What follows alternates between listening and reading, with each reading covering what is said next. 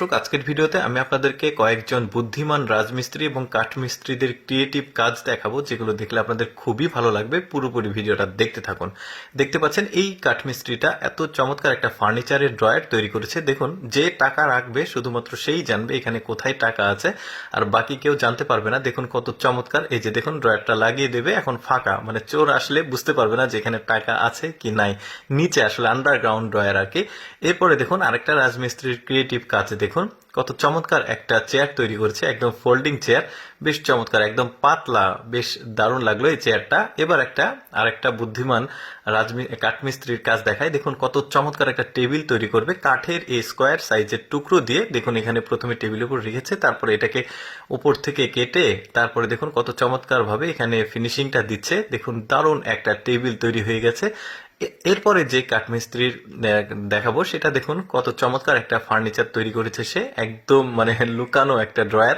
এরপরে দেখুন এটা একটা রাজমিস্ত্রি, এত চমৎকার ভাবে সে ইন্টেরিয়র ডিজাইন করে। দেখুন উপরে একদম মেঘের মতো একটা ডিজাইন করছে, কতটা বুদ্ধি খাটিয়ে এই কাজটা করছে। দেখুন এরপরে এই লোকটাকে দেখুন, এটাও একটা রাজমিস্ত্রি, এর কাজটা তো আরো বেশি ক্রিয়েটিভ। দেখুন একটা স্প্রে করলো, এখানে একটা 3D প্রিন্টিং, একটা পানির ফোঁটার মতো হয়েছে, দেখতে বেশ চমৎকার লেগেছে। এরপরে এই দেয়ালের যে কালার সেটার উপরে এই মানে পানির ফোঁটা দেখুন কত চমৎকার লাগছে, 3D প্রিন্টিং। এরপরে এই রাজমিস্ত্রির কাজটা দেখুন, এটা মানে একটা টাইলস, বাট এটা স্টিকারের মতো টাইলস। প্রথমে ওই যে সিমেন্ট দিয়ে রেখেছে, তারপরে ওই স্টিকারের মতো টাইলস গুলো লাগাচ্ছে, বেশ এক্সেপশনাল কাজটা। এরপরে এই রাজমিস্ত্রির কাজটা দেখুন, বেশ চমৎকার বুদ্ধি খাটিয়ে সে কিন্তু এখানে প্রিন্টিং করছে, দারুণ, কিন্তু একদম চমৎকার ভাবে উপর থেকে নিচে নামালে প্রিন্ট হয়ে যাচ্ছে। এরপরে এই রাজমিস্ত্রিটাকে দেখুন, এর কাজটাও কিন্তু আমার কাছে বেশ চমৎকার লেগেছে।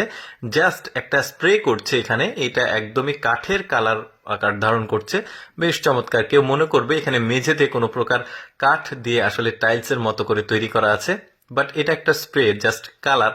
এরপরে এই রাজমিস্ত্রির কাজটা দেখুন কত চমৎকার ভাবে কাঠ দিয়ে আসলে টাইলস এর কাজটা করছে।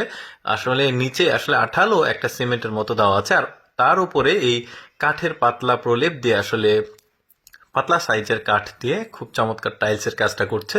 তারা যে শুধুমাত্র এগুলো কাজ করে তা না, প্রযুক্তিও ব্যবহার করে। দেখুন কত চমৎকার ভাবে এই প্রযুক্তিটা ঢালাইয়ের কাজের জন্য ব্যবহার করছে ওরা। সাধারণত আমাদের দেশের রাজমিস্ত্রিরা কিন্তু হাতেই তারা আসলে এই মানে ওই লোহার যে গুণা বলি আমরা, ওইটাকে আসলে এই লোহার সাথে আটকে তারপরে ছাদ ঢালাই করে, বাট ওরা প্রযুক্তি ব্যবহার করছে। দেখুন কোথায় কোথায় ওইটা দিতে হবে ও নিজেই দিচ্ছে।